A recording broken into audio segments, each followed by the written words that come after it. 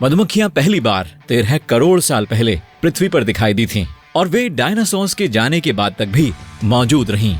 जिस चीज ने उन्हें इतने समय तक जीवित रहने में मदद की वह है उनकी सोसाइटी का बेहद कॉम्प्लेक्स स्ट्रक्चर और टीम वर्क। हर मधुमक्खी की अपनी भूमिका और जिम्मेदारी होती है। उनमें से कुछ अपने घर का निर्माण और मरम्मत करती हैं, कुछ मधुमक्खियां इसकी रक्षा करती हैं, बाकी दूसरी मधुमक्खियां छत्ते को साफ करती हैं और भोजन जुटाती हैं। लेकिन क्या होगा अगर आप एक छत्ते में घुसकर यह पता लगा सकें कि यह पूरा सिस्टम कैसे काम करता है? आप अंदर क्या देखेंगे? किसी तरह से आप छत्ते के पहरेदारों को आसानी से पार कर लेते हैं, लेकिन अगर आप किसी दूसरी कॉलोनी की मधुमक्खी होते तो वे आपको बिना लड़ाई के अंदर नहीं जाने देते। पहरेदार मधुमक्खियां काफी डरावनी दिखाई देती हैं। वे छत्ते में घुसने के रास्ते पर अपने पीछे के 4 पैरों पे खड़ी होती हैं और उनके सामने के पैर हवा में उड़ जाते हैं। ये मधुमक्खियां अपने एंटेना और सामने के पैरों से छत्ते में आने वाले हर कीड़े को जांचती हैं। हर एक छत्ते की अपनी गंध होती है जिसे सूंघकर ये पहरेदार मधुमक्खियां यह समझ सकती हैं कि कौन सी मधुमक्खी उनकी कॉलोनी की है। केवल छत्ते में रहने वाली मधुमक्खियां ही अंदर जा सकती हैं। अचानक आपको कुछ अजीब दिखाई देता है। पहरेदार मधुमक्खियों में से एक ने एक घुसपैठिए का पता लगाया है। एक बाहर वाली मधुमक्खी ने जरूर गलत छत्ते में घुसने की कोशिश की है, लेकिन यह काफी सारा रस लिए घूम रही है। ऐसे में पहरेदार इसे अंदर जाने देता है। जाहिर है वे भोजन के रूप में मुफ्त उपहारों को स्वीकार करने से परहेज नहीं करते। इसमें अजनबी भी शामिल हैं। आपका मन वहां और ज्यादा रुकने को कर रहा है। छत्ते में केवल एक एंट्रेंस है। आपने देखा कि इसके चारों ओर की दीवारें अजीब लग रही हैं। आप करीब से देख रहे हैं और समझने की कोशिश कर रहे हैं कि यह किसी पदार्थ की पतली लेयर से कवर की गई है। यह प्रोपोलिस है, मधुमक्खियों के द्वारा प्रोड्यूस किया गया हार्डन प्लांट रेजिन। यह इन्फेक्शन से लड़ने में मदद करता है और सेहत से जुड़ी कई परेशानियों को ठीक करता है। थोड़ा और आगे जाने पर आप अनगिनत मधुकोश यानी शहद के लिए बनाए गए कक्ष देख सकते हैं। ये बी वैक्स से पूरी तरह से पैक्ड हेक्सागोनल सेल्स हैं। मधुमक्खियां उनको भोजन यानी पॉलन और शहद को जमा करने के लिए इस्तेमाल करती हैं। यहाँ पर वे अंडे, लार्वा और प्यूपा भी रखती हैं। मधुमक्खी के छत्ते की दीवारों पर मधुकोश लगे होते हैं।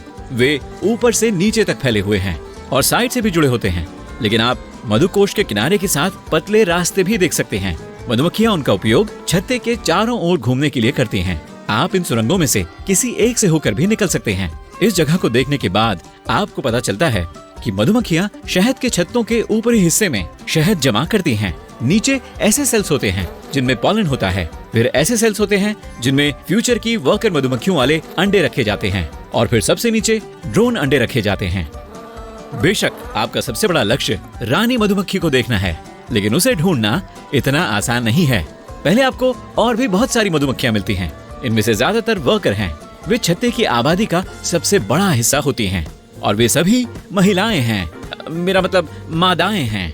उनमें से हर एक का अपना काम होता है। उनमें से सबसे आम काम भोजन का बंदोबस्त करना है। आप एक मधुमक्खी को छत्ता छोड़ते हुए देखते हैं और उसका पीछा करने का फैसला लेते हैं। रानी थोड़ा इंतजार कर सकती है। आप देखना चाहते हैं कि मधुमक्खियां छत्ते के लिए भोजन कैसे जुटाती हैं।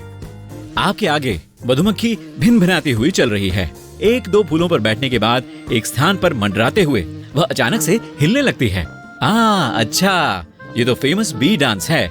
इस तरह मधुमक्खियां कम्युनिकेट करती हैं। एक बार जब खाना जुटाने वाली मधुमक्खी को फूलों के रस की परफेक्ट सप्लाई मिल जाती है तो वह एक खास डांस करना शुरू कर देती है। इसमें सीधी लाइन और 8 की शेप की एक सीरीज होती है। पूरे डांस के दौरान मधुमक्खी अपने पंख भी हिला रही होती है। डांस कितने समय तक चलता है यह इस बात पर निर्भर करता है कि फूल छत्ते से कितनी दूर है। हर 75 मिलीसेकंड की दूरी के हिसाब से 330 फीट है। वैसे डांस कितनी तेज होता है ये रस के सोर्स की क्वालिटी पर निर्भर करता है। जितनी तेजी के साथ वह हिलती डुलती है वह मधुमक्खी को उतना ही ज्यादा रस मिलने का संकेत होता है। साथ में डांस का एंगल भी होता है। यह सूर्य के संबंध में रस के डायरेक्शन को बताता है। आपकी मधुमक्खी को बहुत सारा रस मिल गया होगा, इसलिए वह प्रैक्टिकली वाइब्रेट कर रही है। अचानक यह वापस छत्ते की ओर उड़ने लगती है। आप इसको फॉलो करते हैं। वहाँ मधुमक्खी दूसरी वर्कर मधुमक्खियों के सामने शेक डांस करती है। इस तरह यह दूसरी मधुमक्खियों को बताती है कि उन्हें तुरंत भोजन जुटाने के लिए जाने की जरूरत है। आप पीछे रहने का फैसला करते हैं और देखते हैं कि आगे क्या होगा। जल्द ही मधुमक्खियां लौट आती हैं। वे बहुत सा रस लेकर लौटी हैं जिन्हें पकाकर शहद बनाने की जरूरत है। आपकी मधुमक्खी इस बार ट्रेम्बल जैसा डांस करती है। यह अपने पैरों को इस तरह से हिला रही है जिसमें इसकी पूरी बॉडी हर तरफ से ट्रेम्बल हो रही है। यह छोटा सा डांस देखकर बाकी वर्कर मधुमक्खियां रस को प्रोसेस करने के काम में लग जाती हैं। आपके लिए अपनी खोज फिर से शुरू करने का टाइम आ गया है। आप छत्ते में वापस जाते हैं और छोटे रास्तों से होकर गुजरना शुरू करते हैं। आप उन सेल से होकर गुजरते हैं जहां वर्कर मधुमक्खियां अंडे के रूप में अपना जीवन शुरू करती हैं।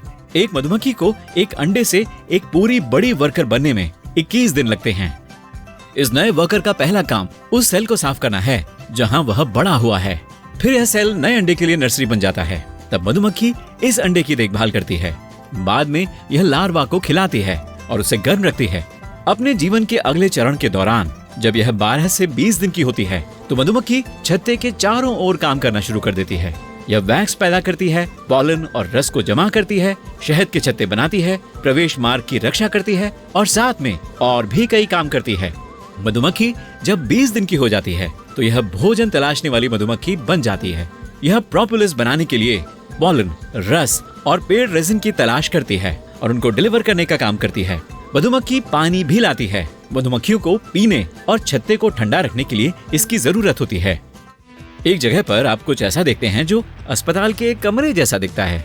वहाँ वर्कर मधुमक्खियाँ उन साथियों की देखभाल करती हैं जो बीमार होती हैं। डॉक्टर उनके इन्फेक्शन के मुताबिक उनके लिए अलग अलग तरह के शहद लाते हैं। अगर कोई दूसरा रास्ता नहीं होता है तो वे बीमार मधुमक्खी को छत्ते से निकाल देती हैं। यह पूरी कॉलोनी को बीमार होने से बचाने में मदद करता है।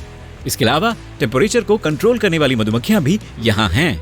मधुमक्खियों के छत्ते में टेम्परेचर आमतौर पर लगभग 95 डिग्री फ़ारेनहाइट होता है। इसे इस तरह रखना महत्वपूर्ण है, न ज्यादा गर्म न ज्यादा ठंडा, नहीं तो अंडे फूटेंगे नहीं। आप मधुमक्खियों के ग्रुप को देखते हैं और तुरंत समझ जाते हैं कि वे टेम्परेचर कंट्रोल करने वाली मधुमक्खियां हैं।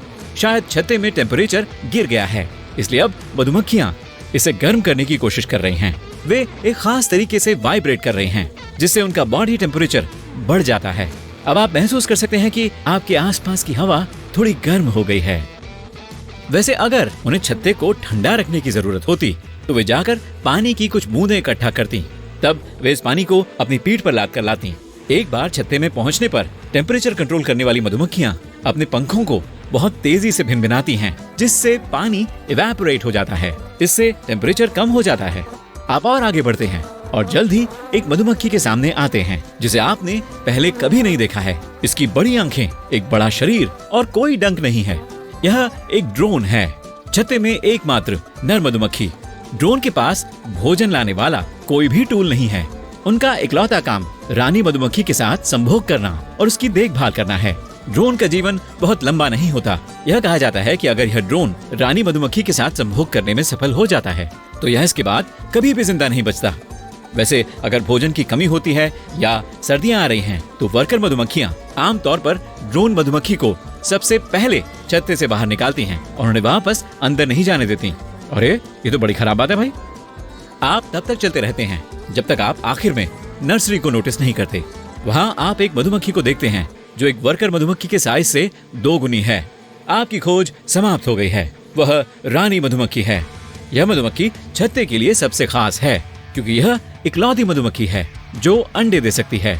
अपने टाइटल के बावजूद रानी मधुमक्खी असल में शासन नहीं करती है। साथ ही उसका दिमाग एक वर्कर मधुमक्खी से भी छोटा होता है, लेकिन वह खास फेरोमोन पैदा करती है जो कि पूरे छत्ते के मूड को प्रभावित करता है। रानी मधुमक्खी कॉलोनी की हर एक मधुमक्खी को जन्म भी देती है। जब रानी एक लार्वा के रूप में होती है तो वर्कर मधुमक्खियां उसे रॉयल जेली खिलाती हैं। यह सुपर रिच शुगर कंटेंट वाला एक घोल होता है, एक बड़ा सेल, और इस तरह का भोजन इन्हें एक बड़े शरीर वाली और भविष्य की रानी की फेरोमोन पैदा करने वाली क्षमता की ओर ले जाता है। ड्रोन्स के साथ संभोग के बाद रानी मधुमक्खी अपने छत्ते में लौट आती है। 3 दिन बाद वह अंडे देना शुरू करती है और रुकती ही नहीं। वह वसंत के मौसम में खास तौर पर कड़ी मेहनत करती है।